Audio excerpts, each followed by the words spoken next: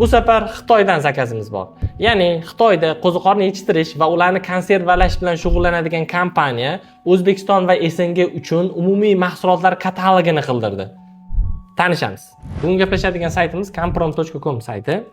Ushbu sayt Xitoyda qo'ziqorin mahsulotlarini ishlab chiqarib, uni konservalash bilan shug'ullanadigan kompaniya sayti bo'lib, imенно MDH uchun mo'ljallangan katalog sayt hisoblanadi.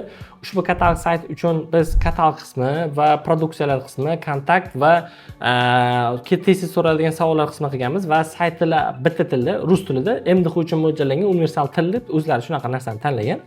Undan tashqari ushbu saytning mobil adaptivkasi bor. Ya'ni agar kimdir telefondan kiradigan bo'lsa, xuddi shunaqa mobil moslanib chiqadi. Agar kimdir planshet orqali kiradigan bo'lsa, misol uchun mana planshet orqali kiradigan bo'lsa, xuddi shunaqa qilib avtomatik moslashadigan narsa qilingan.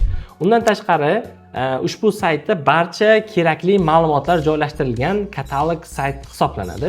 Agar sizga xuddi shunaqa katalog saytlar kerak bo'ladigan bo'lsa, bemalol bizga aloqaga chiqishingiz mumkin.